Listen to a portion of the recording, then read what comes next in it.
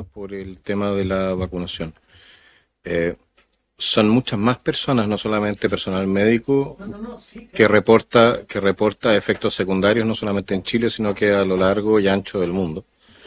Y por lo menos en Chile nosotros pasamos hace un tiempo atrás, incluso 2 años atrás, una solicitud de un proyecto de resolución, donde pedíamos al Ejecutivo hacerse cargo de esto y hacerse cargo también a través de un fondo de compensación o de ayuda para quienes han quedado inhabilitados permanentemente. Hasta el momento nosotros no hemos escuchado ninguna respuesta al respecto. Y yo solamente hacer presente lo siguiente, porque las personas que se vacunaron en su momento lo hicieron bajo coacción. La vacunación, a pesar de que oficialmente era voluntaria, era obligatoria, por ejemplo, en el ejército. Era obligatoria en los servicios de salud. Era obligatoria para poder viajar, en muchos casos. Era obligatoria para poder participar de la vida social. Es decir, el Estado dijo que era voluntaria, pero sancionó a quienes no quisieron vacunarse. Y desde esa gente hay personas que han tenido secuelas. Esa gente tiene derecho a exigir del Estado una indemnización. Y tiene derecho a exigir del Estado una indemnización, entre otras cosas, porque no se cumplió con la ley de derechos del paciente. No se les informó sobre los efectos secundarios. De hecho, el último día del gobierno de Sebastián Piñera se publicó en el diario oficial el listado de efectos secundarios que tenía la vacuna. Nunca se informó en ningún centro de vacunación en Chile cuáles eran los efectos secundarios que habían informado las propias empresas farmacéuticas, que por lo demás eran mucho menores de las que realmente eran al final. Y por lo tanto se violaron una serie de normas, tanto del Código de Nuremberg como de otros instrumentos nacionales e internacionales al aplicar esta política. Puede que haya sido útil, del punto de vista utilitario, puede que haya sido bueno. No lo voy a poner en duda, ¿de acuerdo? Porque eso no es mi función en este momento. Lo que yo sí pongo en duda es que se haya instalado la lógica de que uno podía violar los derechos humanos de miles y miles y miles de personas, quizás millones de personas, bajo la excusa de salvar al resto. Y eso es un tema que se ha repetido en la historia de nuestra humanidad en cuántas ocasiones. Pero en Chile no nos hemos hecho cargo de ese conflicto ético, para más remate con un medicamento experimental.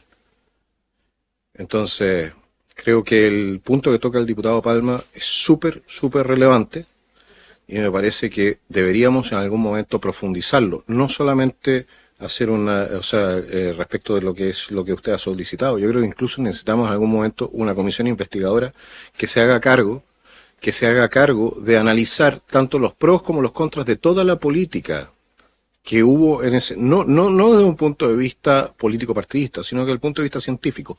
¿Qué fue lo que sirvió? ¿Qué fue lo que no sirvió? Y hasta qué punto efectivamente se violentaron derechos de nuestros conciudadanos. Porque el Estado le debe al ciudadano explicaciones, no al ciudadano al Estado. Muchas gracias, señor presidente. Mi pregunta es, ¿se presentaron recursos de protección en su momento en esta materia? Al tiro le doy la palabra. Uno, ¿qué pasó con eso? Porque muchas veces, a través del recurso de protección, efectivamente se ha logrado que se avance en alguna política pública. Ejemplo, VIH, ¿no es cierto? Uno. Dos, comisión investigadora. Siempre está la posibilidad de armarla. O sea, yo creo que lo que necesitamos son espacios que no se logra en una comisión, donde se acopie toda la información necesaria para ver qué recomendaciones se pueden hacer y cuáles de ellas les compete al Poder Legislativo. Entonces, yo los alentaría efectivamente a formar una comisión investigadora sobre el punto. Señora Presidenta, durante el periodo de la pandemia presenté 368 recursos de protección, créame. Posteriormente, no, fue tanto así que la Corte Suprema estableció que podían empezar a condenar en costas a los que estaban presentando los recursos de protección, porque estaríamos saturadas todas las Cortes de Apelaciones. Eso respecto de ese punto. Post-COVID se han presentado recursos de protección, pero hay un problema que tiene la Corte. La Corte tiene el problema de poder probar. O sea, los pacientes, yo tengo O sea, claro, hay un problema para probar la causalidad y la mayoría de los informes que están llegando desde el extranjero están en otro idioma. La traducción, la mayoría de la gente que está secuelada, señora presidenta, es gente que no tiene recursos. Entonces no saben a quién acercarse tampoco en esa materia. Yo me acuerdo de una joven que ha tenido 16 o 17 años, que fue a verme a mi sede distrital. No se había puesto una de las vacunas que son más controvertidas, que son las con ARN, sino que la Sinovac. Había tenido algún tipo de inflamación a nivel cerebral, no sé si por el COVID o por la misma vacuna, no lo puedo establecer porque yo no soy el científico. Pero no tenía control, tenía 16 años y parecía que tuviese Parkinson. No tenía control sobre sus extremidades, no tenía control sobre su cuerpo.